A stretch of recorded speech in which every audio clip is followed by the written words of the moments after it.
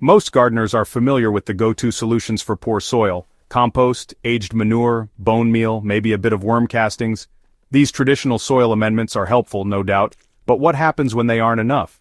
What if your plants still seem sluggish, the soil remains compacted, and your beds just don't bounce back like they should? That's when it's time to move beyond the usual fixes and start focusing on deeper, game-changing strategies that most gardeners never try. Soil is alive. It's not just a medium to hold roots, it's a living, breathing ecosystem. And when it's out of balance, adding nutrients alone won't bring it back.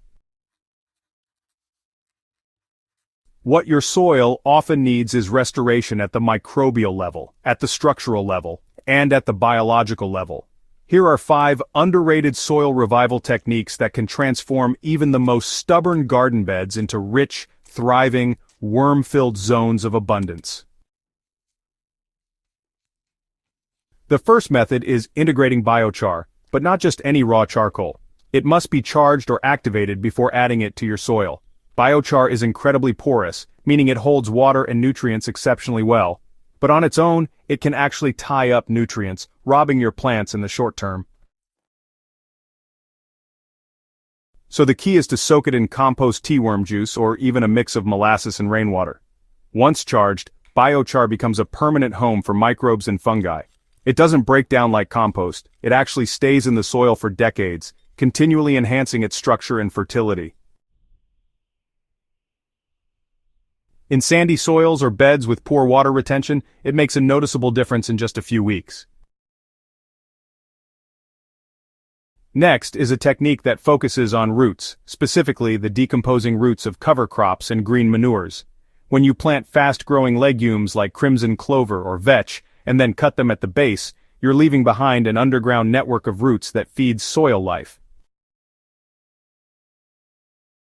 So, as these roots break down, they open up pathways for water, oxygen, and even worm movement. They really act as natural tillers, loosening the soil without disturbing its layers.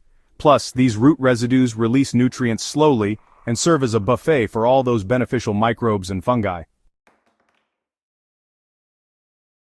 Now, if your raised beds feel stagnant or compacted, adding a round of cover crops and just slicing them back in place might be the reset your soil needs. Fungal balance is another aspect of soil health that's, routinely ignored. Bacteria tend to dominate most garden soils, especially in newer raised beds filled with those commercial mixes. But to build long-lasting fertility and support stronger plants, your garden needs a thriving fungal network. A fungal-dominant compost tea is one of the fastest ways to bring this balance back. The trick is in the ingredients. Use woody compost, leaf mold, or decomposed bark, and steep it slowly, without aeration, for a couple of days. Once applied, either as a drench or a foliar spray, this tea promotes the growth of mycorrhizal fungi, which form symbiotic relationships with plant roots. They increase access to water and nutrients, especially phosphorus, and play a major role in disease resistance and soil structure. Alfalfa pellets, commonly sold as rabbit or livestock feed, are another underutilized miracle worker. They contain nitrogen, calcium, trace minerals, and a natural growth hormone called triacontanol. When mixed with water and allowed to soften, alfalfa becomes a microbial stimulant. It wakes up dormant soil biology, attracts worms, and accelerates decomposition. Spread around the root zone or added directly to compost piles, it delivers a sustained boost without the burn risk of chemical fertilizers. In depleted or tired soils, it acts as a natural energizer that brings life back to the root zone within days. Finally, there's the overlooked power of composting in place directly under your mulch. Instead of separating composting and gardening into two distant tasks, you can actually combine them. Start by laying a thin layer of kitchen scraps, wilted garden trimmings, shredded newspaper, or even coffee grounds right onto the soil. Then, just cover it all with your usual mulch, leaves, straw, wood chips, or whatever you typically use.